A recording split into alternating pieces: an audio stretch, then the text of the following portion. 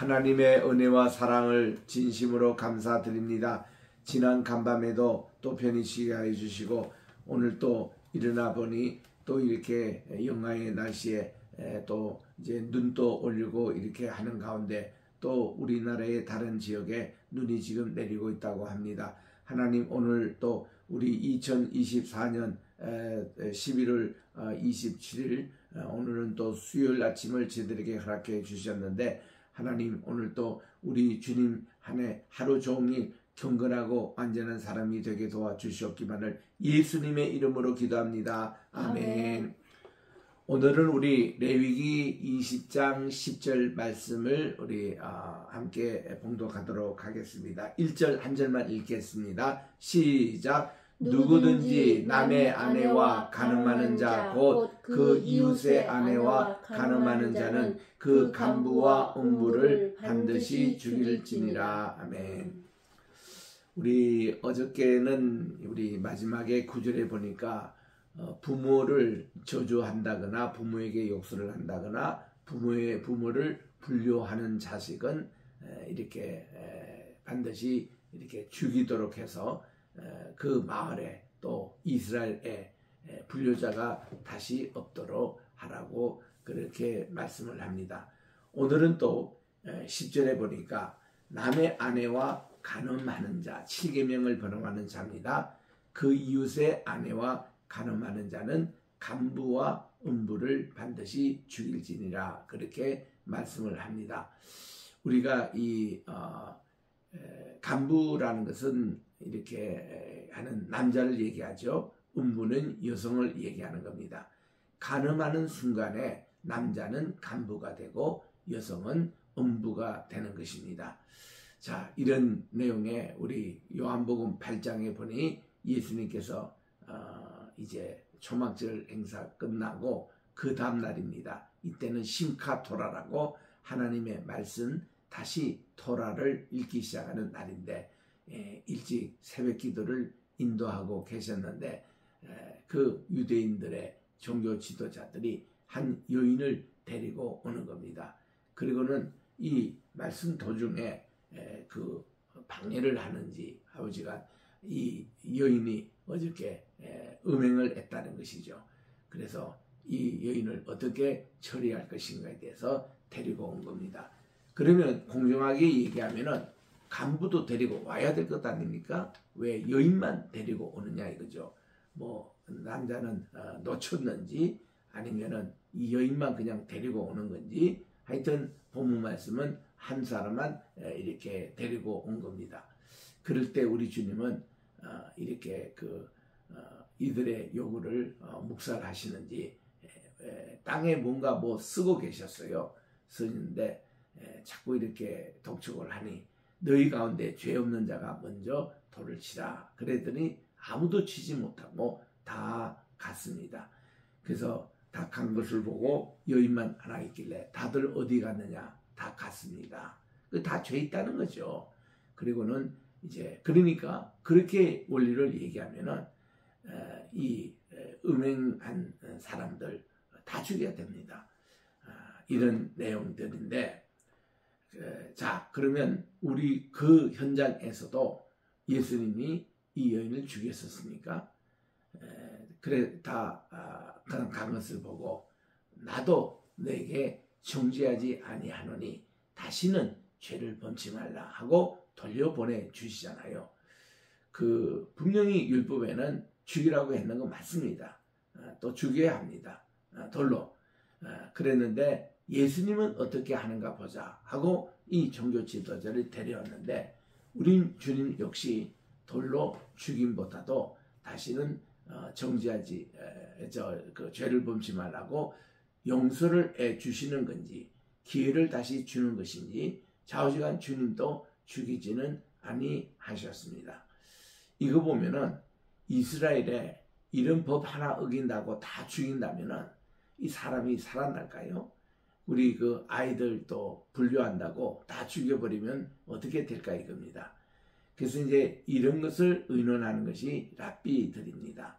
랍비들이 이럴 경우에 죽여야 하는 거 마땅한데 예수님도 이렇게 용서해 주시고 새로운 기회를 주셨는데 이럴 때에 우리는 어떻게 해야 되는가 하고 판례법을 모은 것이 그게 탈무드가 된 겁니다. 오늘날. 그래서 이 탈무드는 여러 가지 그 나라의 문화와 풍습과 또 그 사람의 피치 못할 무슨 사정이 있었을 거예요. 한 사람씩 보면은 그럴 때에 이렇게 하는데 우리가 법정에서도 그렇잖아요. 이게 이제 판사들이 이렇게 다 검사의 논고도 듣고 또한 이제 피고인, 원고인 그리고 변호사의 얘기를 다 종합을 해가지고 이거를 이제 어떻게 판시할 것이냐 이런 것을 또 한참 의논합니다. 법전도 살피고 판례법도 살피고 이러듯이 유대인들도 이런 일이 있으면 탈무드를 연구를 해요. 여기에 관한 이전의 판례는 어떻게 했느냐. 그렇게 할 때에 꼭 이렇게 참고하는 것이 정상상작이라는 게 있어요. 이렇게 할 수밖에 없었던 그런 무슨 성격이며 아니면 이 사람이 뭐 마약을 했다며 또 어떤 술 중독이 있다며 어떤 정신적인 질환이 있다며 뭐 이런 거를 종합으로 살펴봐 가지고 이제 이 형을 이렇게 정하는 이런 것이 이제 법정에서 하는 행위인데 참 우리도 여기에 보면은 원칙은 이게 맞는데 꼭 이렇게 또 판결이 되는 것은 아니라는 것. 우리 이슬람에도 마찬가지입니다. 이슬람 법이 참 유대인법만큼이나 아주 적용이 심합니다. 제가 처음 사우디아라비아에 갔을 때에 제가 이제 뭔가 도둑질을 했는데 체포가 됐어요. 그러니까 이 사람이 그날 공개 처형을 합니다.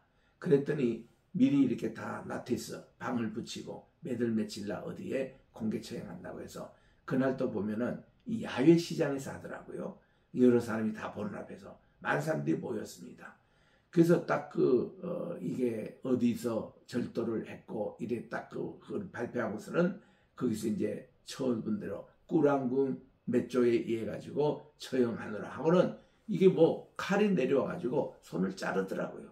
그러니까 막 피가 터지고 막 이런 걸 보면서 이때 모든 사람들이 보게 하는 것은 공개 처형한 것은 다시는 이 도둑질 하지 말라고 이렇게 하면은 이렇게 된다는 거예요. 그래도 보니까 그게 마을도 그렇고 그 도시들을 보면 더러 보면 손이 없는 사람도 있고 발이 없는 사람도 있고 이런 게 보이더라고요. 그래서 이런 분들이 공개 처형을 당해가지고 됐구나. 그게 하나의 그 사회의 경각심을 일으키고 법을 적용하는 그런 내용이지 않습니까? 그래서 예전에 우리나라에 분당 샘물교회라고 거기가 파키스탄에 선교하러 갔다가 그게 이제 들켜가지고 이제 거기서 그 당시에 이 탈레반이라는 단체에서 공개 처형을 막 하곤 했습니다. 그때 막 그 내용이 막 그 뉴스에도 나오고 얼마나 그때 끔찍했습니까? 그러니까 그게 이슬람의 아주 과격분자들의 그런 모습이거든요. 근데 또 이슬람에서도 또 이렇게 순위파 같은 그런 과격분자 아닌 그쪽에서는 막 그렇게까지 하지 않는 데도 있어요. 그러니까 이게 좀 해석에 따라서 이렇게 틀리는데 유대인들도 마찬가지입니다. 그러면 이 10절 말씀에 하면 유대인들이 하나도 간음하지 말아야 되잖아요. 그런데 그렇지도 않습니다. 유대인들조차도 이게 자기 몸을 파는 사람이 있거든요. 그리고 또 이런 음행 문제로 이게 뭐 TV 스타들입니다. 이 유대인인데 이렇게 또 앵커입니다. 이런 사람들이 스캔들 문제 이런 것이 많아요. 그런 거 보면은 우리가 이 말씀을 어떻게 적용하느냐 이게 문제인데 원칙은 이렇다는 겁니다. 절대로 간음하지 마라. 그리고 어떤 그 정상 참작하는 그런 경우라도 떳떳하게 살아라. 지금 이 말씀의 전체 내용은 그렇습니다. 우리 출애굽기 17장 2절에 있는 대로 아브라함에게 너는 내 앞에서 완전하라. 퍼펙트입니다. 이거 내용이에요. 그리고 예수님께서 마태복음 4장 5장 그 48절에 보니까 하늘에 계신 너희 아버지의 온전하심과 같이 너희도 온전하라고 말씀해 주셨습니다. 우리 신앙의 목표가 하나님의 온전하심과 같이 우리도 온전하여 가는 겁니다. 지금은 다 온전하지 못해요. 그러나 우리가 오늘보다 내일 더 온전하고 또 내일이 모레가 더 내일보다도 온전하고 주님께 점점 나아가는 이런 경건의 우리 훈련 또 경건의 생활을 하는 이게 참 중요하잖아요. 성화의 생활 계속 나가는 거.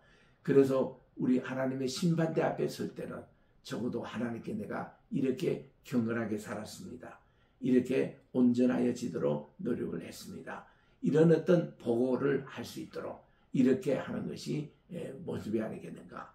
오늘날 이 목회자 사회에서도 이 7계명 문제가 많이 있습니다. 음으로 양으로 있어요. 어느 큰 교단에서도 그런 일들이 있습니다. 이거는 우리 다 조심해야 되는 거예요. 특히 목회자나 지도자일수록 모범을 보여야 합니다. 그러니까 이런 하나님께서 죄를 물으실 때 더 지도자에게 중요한 죄를 왜 모범이 되지 못하면 그게 가중에서 가중처벌까지 받게 되거든요.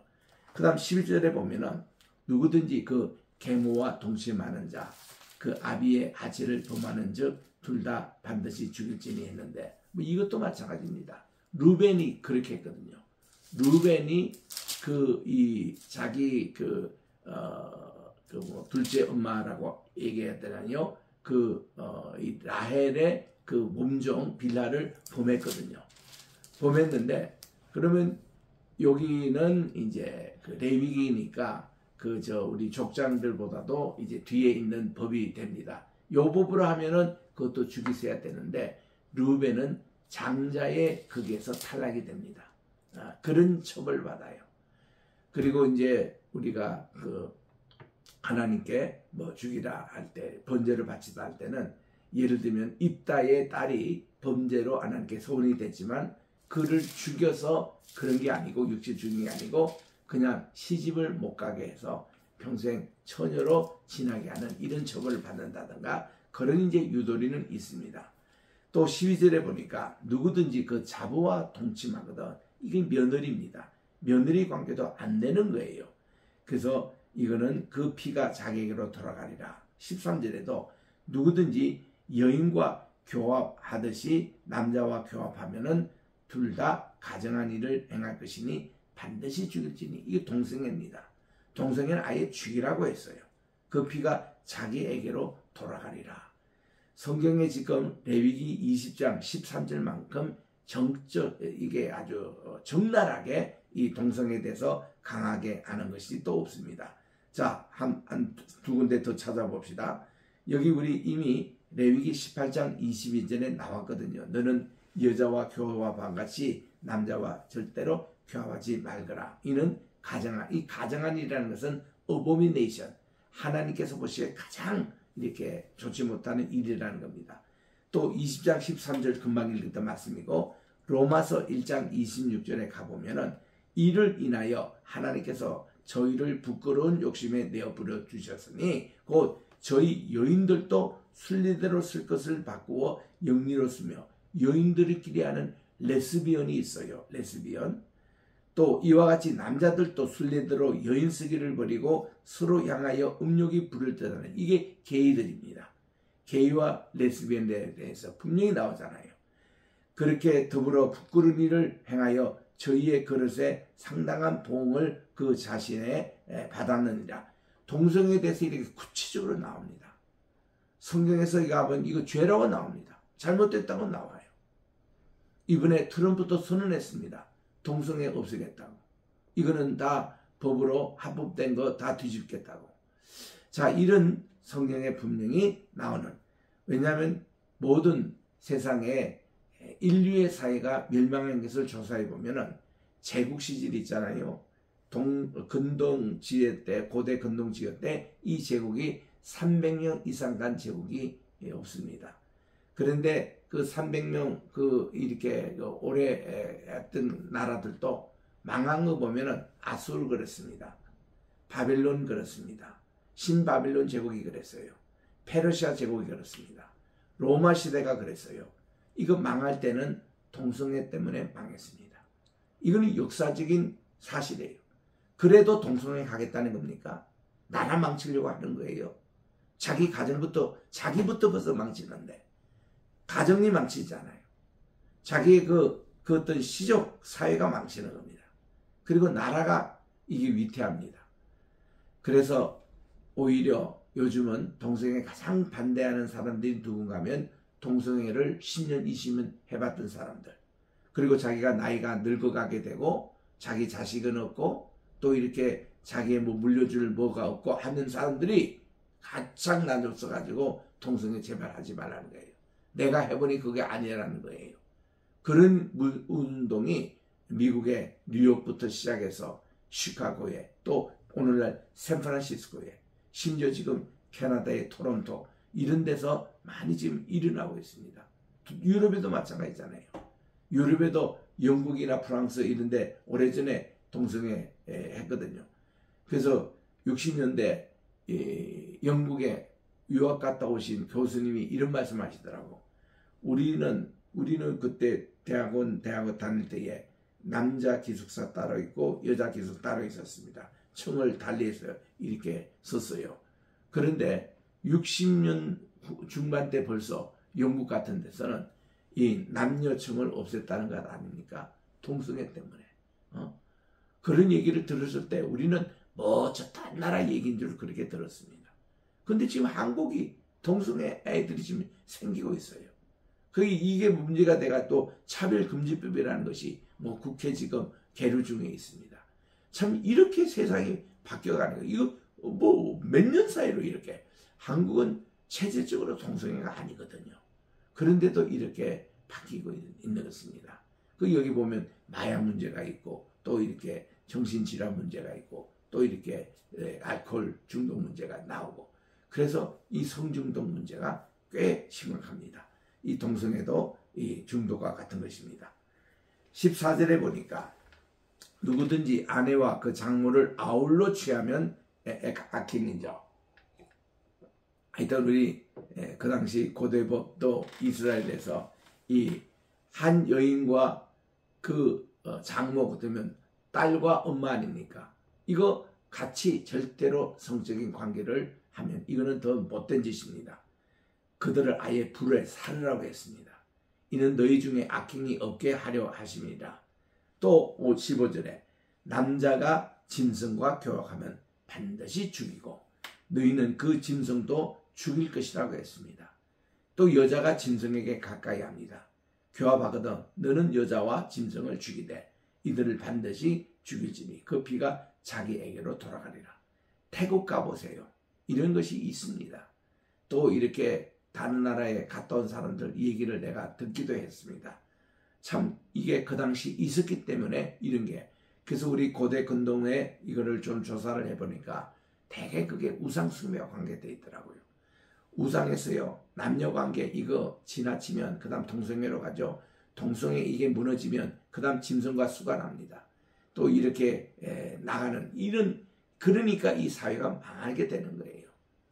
17절에 보니 또 그 자매 곧 아버지의 딸이나 어머니의 딸을 취하면 그 여자의 하체를 보고 여자는 그 남자의 하체를 보면 부끄러운 일이라. 그 민족 앞에서 그들이 끊어질지니 그가 그 자매의 하체를 범하였은즉 그 죄를 담당하리라고 또 그렇게 말합니다. 참 이런 문제가 남미라든지 아프리카에 실제로 있습니다. 또 유럽에도 소설에 이런 것이 또 등장하기도 합니다. 18절에 누구든지 경도하는 여인입니다. 이렇게 경도하는 여인과 동침하면 그의 하체를 범하면 남자는 그 여인의 근원을 드러내었고 여인은 자기의 피의 근원을 드러내었은즉 둘 다 백성 중에서 끊쳐지리라. 이런 사람들은 아예 출교를 시켜버리라. 이렇게 말씀합니다. 뿐만 아니라 너의 이모나 고모의 하체를 범하지 말라. 이런 말씀이요. 그 16장을 중심으로 그 전에 했던 말씀이 다시 여기에 또 반복하고 있습니다. 그만큼 이 레위기서에 보면은 모든 우리 유대인들이 예배법에 대해서도 간단하게 하면서도 반복을 시키고 있어요. 이거를 암기하라고 합니다. 지금 이 말씀은 두 번째 나와요. 앞에도 나왔거든요. 근데 뒤에 또 강조하고 있는 겁니다. 반복법이에요. 절대로 이거 하지 말라고 강조하고 또 강조하는 것입니다. 그래서 19절에도 내 이모나 고모의 하체를 범하지 말지니 이는 권력진지의 지천의 하체인저 그들이 그 죄를 당하리라. 또 누구든지 백숙모와 동침하면은 엉터리 와이프입니다. 그 백숙모와 하체를 범함이니 그들이 그 죄를 담당하여 무자히 죽으리라. 누구든지 그 형제의 아내를 취하면 더러운 일이라. 그가 그 형제의 하체를 범함이니 그들이 무자하리라고 했습니다. 너희는 나의 이 모든 규례와 법도를 지켜 행하라는 거예요. 그리하여야 내가 너희를 인도하여 거하게 하는 땅이 너희를 토하지 아니하리라. 지금 가나안 땅이 그렇게 성적으로 부패하고 또 이렇게 죄악이 관영하고 그런 곳이거든요. 근데 여러분들이 거룩한 백성이 돼가지고 이 땅의 오염을 다 없애버리고 그 땅을 성결한 땅으로 만들라는 겁니다. 하나님의 약속의 땅으로, 축복의 땅으로 만든다는 거예요. 이렇게 만들기 위해서는 너희들은 성생활은 이렇게 깨끗하게 해야 되고, 또 너희들이 이렇게 도둑질 하거나 거짓말 하거나 남을 속이거나 이러지 말고 이렇게 해서 모든 것에 본이 되는 그런 생활을 하도록 지금 출애굽을 하고 가나안 땅에 들어갈 백성들에게 이 법을 다 하나님이 지금 정하여 주시는 겁니다. 그래서 그들이 출애굽한 목적은 하나님께 예배드리러 온 겁니다. 하나님의 예배는 이런 것이 다 포함되어 있는 거예요. 하나님께 영광과 존귀와 찬송을 올려드리면 그 다음이 뭔가니 하나님의 거룩하심과 하나님의 온전하심을 우리가 본받아 살아가는 것도 이게 예배입니다. 이런 예배를 함으로 그 오염된 죄악으로 관영한 이 사회를 하나님의 그 왕국으로 하나님의 나라로 이렇게 변화시키는 그런 사명을 가지고 이들이 가는 겁니다. 그래서 출애굽에서 복지 가나안 땅에 들어가는 이 60만 대군, 군림만 60만 대군이고 다 어린아이들과 여인들 합치면은 약 한 200에서 300대는 이 사람들이요. 가나안 땅에 지금 파송되는 선교사들입니다. 그래서 그들은 그 선교지에 가가지고 그들은 모범적인 생활하고 이렇게 해야 되는 것이죠. 우리가 오늘 또 우리 한국 분들이 180개 나라에 우리 한 3만 2천 명 지금 선교사님들이 나가 계십니다. 우리 선교사님들이 그곳에서 이 작업을 하시잖아요. 하나님께 예배드리는 민족을 바꿉니다. 그래서 선교사님부터 모범적인 생활을 하셔야 합니다. 그래서 그분들이 보고 우리들도 저렇게 예수를 믿어야 되겠다. 이렇게 해서 나가는 것이 선교사의 사명인데 지금 이스라엘 온 백성들이 선교의 사명을 가지고 지금 북지 가나안 땅에 들어간다는 것입니다. 그래서 23절에 보니까 너희는 내가 너희 앞에 쫓아내는 족속의 풍속을 쫓지 마라. 그런 이 풍속이라는 게 그들의 종교, 바알 종교라든가 농경 문화, 또 태양신 섬기는 거, 뭐 달신 섬기는 거 이런 풍속을 쫓지 말고 그들의 모든 일을 행함으로 내가 그들을 가증히 여기노라. 이런 다른 종교의 풍속과 문화를 하나님이 가증히 여기겠다고 보겠습니다. 내가 전에 너에게 이르기를 너희가 그들의 땅을 기업으로 얻을 것인데 나칼라 하나님께서 주시는 그 땅 기업으로 얻을 것인데 내가 그 땅 곧 젖과 꿀이 흐르는 땅으로 너희에게 주어 유업을 삼게 하리라. 그거를 젖과 꿀이 흐르는 땅으로 바꾸라는 거예요. 하나님의 땅으로, 거룩한 땅으로, 약속의 땅으로, 여호와의 눈이 공고하는 땅으로 이렇게 하나님의 나칼라로 이렇게 바꾸는 이것이 그들의 선교적인 사명인 것입니다. 그리고 나는 너희를 만민 중에서 구별한 너의 하나님이라. 바로 우리 지난번에도 읽었던 우리 하나님께서 왜 이스라엘을 아셨느냐. 우리 아모스 3장 2절에 보니까 나는 세상의 열국 가운데 너희만 알았나니 하나님의 선민사상이거든요. 그 출애굽기 19장 우리 4절 5절에 보니까 하나님이 만민 중에 이스라엘을 구별하여 택하여 선민으로 삼았다고 했습니다. 이런 이유가 뭔가 하니 하나님이 이렇게 거룩한 백성으로 너희들이 본을 보이라고 하나님 이렇게 완전하심으로 하나님께 예배드리는 자는 이렇게 참 거룩한 민족이구나. 이거를 모범을 보이라고 준 거예요. 그래서 우리 디모데 전서 4장 12절 말씀 꼭 주의 목회자뿐만 아니라 온 성도들이 익히 알아야 됩니다. 우리 먼저 믿는 자는 말과 행실과 믿음과 정절과 사랑에 있어서 믿는 자의 본이 되라고. 여기에 킹제임스 바이블은 인스피릿, 이 영에 대해서 하나 더 나옵니다. 6개 분야의 본이 되는 생활을 하기 위해서 우리를 먼저 부르셨거든요. 이게 선민의 우리 책임이기도 합니다. 오늘은 여기까지 읽도록 하겠습니다. 내일 25일부터 내일 계속 읽도록 하겠습니다. 기도하겠습니다. 하나님의 은혜와 사랑을 진심으로 감사합니다. 오늘도 우리 레위기 20장을 통해서 이스라엘 백성들이 하나님이 거룩하니 우리도 거룩하라는 이 말씀대로 이 거룩한 백성 선민의 생활이 이루어야 되는 것을 도덕적으로 윤리적으로 분명히 이렇게 가르쳐 주셨습니다. 하나님, 우리가 하나님께서 만들어주신 이 선을 절대로 넘지 말도록 하여 주시고, 우리가 이 하나님의 말씀 속에 우리들은 늘 경건하고 깨끗하고 또 이제 진실하며 온전한 그런 삶을 계속 추구하게 도와주시옵시고, 예수님을 믿으시니 적어도 예수님의 십자가를 부끄럽게 하는 행위, 은행을 삼가게 도와주시옵시고, 우리 하나님 오늘도 예수님의 향기가 드러나며 예수님의 이름으로 예수님이 어떻게 생각하는지 우리 예수님을 닮아가는 오늘 복된 이날이 되게 도와주시옵소서. 하나님, 오늘도 우리 대한민국을 위해서 기도하기를 원합니다. 우리 나라를 위한 기도, 수시로 우리 나라와 민족을 위한 제단을 쌓게 도와주시고, 또 우리 아버지 하나님 로이 교회를 위해서 기도합니다. 세계 앞으로 세워질 아버지 하나님, 지금도 우리 미얀마에, 또 이제 멀리 케냐에서, 또 우리 스리랑카에 지금 우리 로이 교회가 지어지고 있습니다. 하나님, 잘 건축되어 또 봉헌 예배를 드리게 해주시고, 또 제4호, 5호, 6호 계속 세워지게 도와주시되, 우리 로이 교회가 이 세계 지어질 목적은 우리가 그곳에 선교 사명을 가지고 하나님께 예배하는 나라로 바꾸기를 원하노니, 우리가 먼저 본이 되어 이 귀한 거룩한 백성의 길을 걷게 도와 주시옵시고, 또한 이제 하나님, 우리 이제 겟세마네 신학교 또 이제 지난 월요일날 이제 방학을 했습니다. 내일 모레 또 우리 뉴질랜드도 이제 방학을 합니다.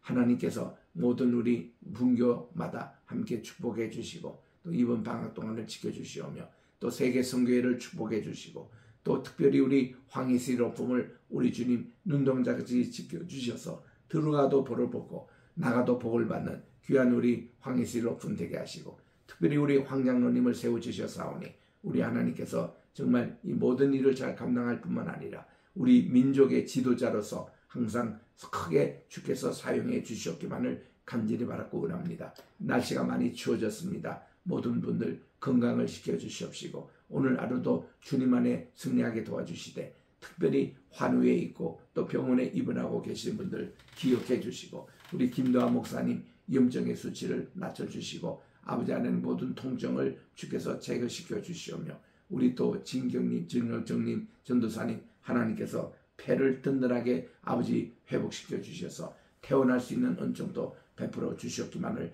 간절히 바라고 원하며, 또 그 외에 암치료와 또 여러가지 또 그 케어로 말미암아 하나님 아버지 계시는 분들, 특별히 또 치매기가 있어서 또 이렇게 정말 부모님을 또 이렇게 지켜주시는 많은 분들도 있습니다. 주여, 그 부모님의 그 모든 아버지 하나님 정신 건강도 주께서 지켜주시고 다스려 주시오며, 병원에 계시든 병원에 있지 않든 통증으로 고생하는 여러분들의 오늘 모든 아픈 부분을 주님의 보혈의 능력으로 깨끗하게 터치해 주시옵시고, 아버지 하나님이여 나음을 얻고 건강한 오늘도 행복한 이 한날이 되게 도와주시옵기만을, 특별히 우리 자녀들을 축복해 주시고 손주들을 축복해 주시옵기만을 간절히 바랐고, 이제 내일 모레 우리 미국에는 미국 땡스기빙 데이를 맞습니다. 하나님 아버지, 이렇게 가정마다 모이는 곳을 주께서 축복해 주시옵기만을 예수님의 이름으로 기도드립니다. 아멘. 하늘에 계신 우리 아버지,